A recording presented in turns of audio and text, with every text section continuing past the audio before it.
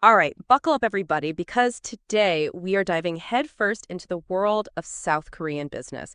If you've ever thought about tapping into that market but weren't sure where to even begin, well, you're in the right place.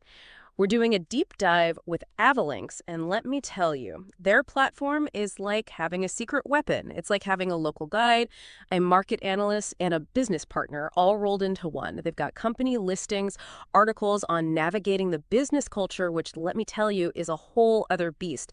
But, rather than just list off everything Avalinks offers, we're going to jump right into the good stuff, the need-to-know info that'll give you a serious head start in this booming market.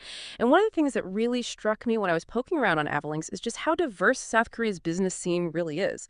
I mean, yeah, everyone knows Samsung, Hyundai, those big names, but what about their startup scene? I'm talking cutting-edge tech, real innovative solutions, and the kind of energy that makes you want to invest yesterday. What's the deal with that? It's wild, right? South Korea has this incredible knack for balancing those established giants with this scrappy startup energy. And you're right, Samsung, Hyundai, they're practically synonymous with South Korea on a global scale. Their manufacturing, their tech, it's top-notch, no question.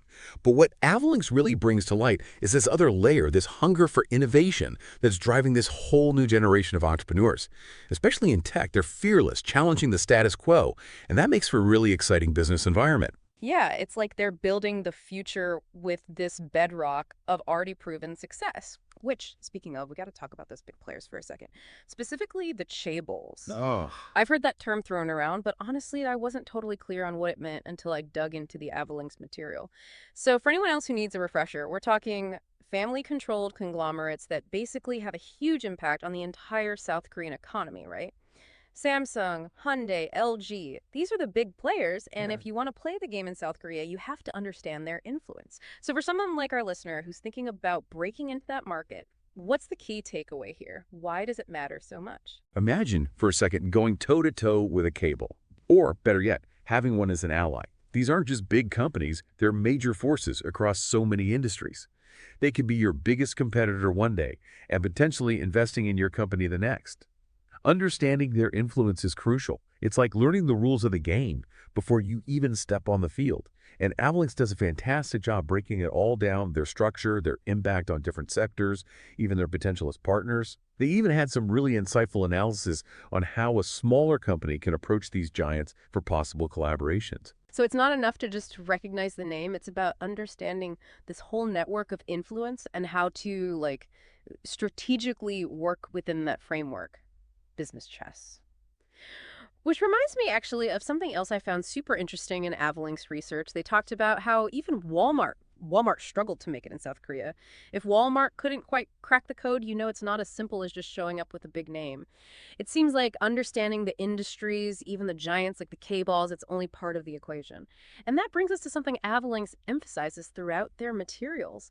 Cultural understanding. You can't just know the business side. You got to know the culture. It's non-negotiable. It really is. It's like you're learning a whole new language. But instead of grammar, it's like customs and etiquette. Yeah.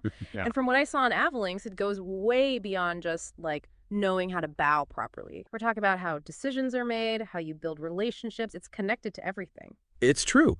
And one of the biggest things that Avalinx points out is how important hierarchy and seniority are in South Korean business culture. It's not just about, oh, respect your elders. It's about understanding that age and position really influence how people communicate, decision making, even just like who sits where in a meeting, it all ties into that. So it's not just what you know, it's who you know and how much you respect their place in that whole system. Makes networking even more important, don't you think? For sure. And that actually connects to another thing Avalinx emphasizes, building those long-term relationships. You can't just like swoop in, make a deal, and peace out. Trust, mutual respect, real connections, those are essential in South Korea if you want to succeed. Yeah, it's more like cultivating a partnership than just signing on the dotted line. Which actually makes sense when you consider how discerning South Korean consumers are, right? They want quality, they want value, so that trust probably becomes even more important. Exactly. Avalinx had a surprising amount dedicated to this, actually. South Korean consumers, they do their research, they really value quality and innovation, and they expect things to be tailored to their specific needs. Remember Walmart struggling. Perfect example. Global giant.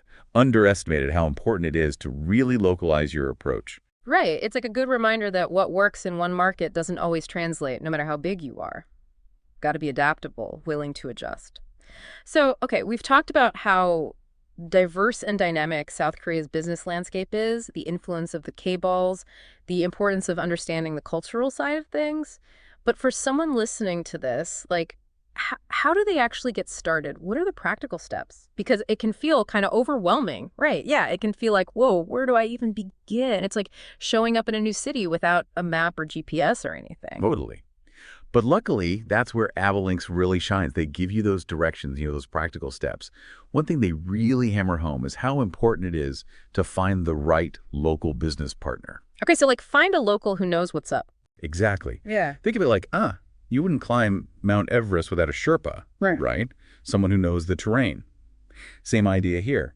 Having that local expertise can make or break you in the South Korean market. And Avalinks actually gives some pretty concrete advice on that too, don't they? Like how to actually find the right partner. Yeah, they do. It's not just picking a name at random. It's about doing your homework, really making sure it's a good fit. Right, like due diligence is crucial. You're basically, business marrying this person, so. Exactly. They even say, don't just stop at those online directories. Go to industry events, connect with experts, really immerse yourself. It's all about building those relationships, which we know is key in Korean business culture.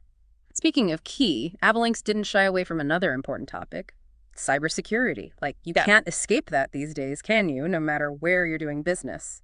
Nope.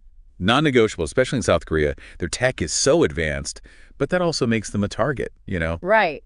Avalinks really recommends focusing on data encryption, especially for any sensitive information. Makes sense. And having a solid plan, like an incident response plan, just in case something does happen. Better safe than sorry, as they say. Yeah. Especially in a whole new market. So we've covered a ton today. The industries, the culture, finding partners, even cybersecurity. For someone listening who's thinking, okay, this is amazing, but kind of scary, what's the one thing you think Avalinks really stresses that would be reassuring? I think the biggest takeaway from Avalinks is that success in South Korea is totally doable, even for someone brand new to it all. It's about going in with open eyes, being ready to put in the work, and being open to learning as you go. Don't be afraid to ask for help, basically. Exactly. Ask questions. Seek out that local knowledge. Even try learning a few basic Korean phrases. A little effort like that goes a long way in showing you're serious. It shows you want to do business their way, respectfully. It's not just about getting the deal. It's about building something that lasts. Yeah. Love that. So for anyone ready to take that next step, definitely check out Avalinks. We'll have the link in our show notes. It's an amazing resource for anyone serious about breaking into that South Korean market. And hey, once you've had a chance to dig in, maybe make some connections, let us know. We love hearing about everyone's South Korean adventures. That's it for our deep dive today, everybody. Until next time, happy exploring.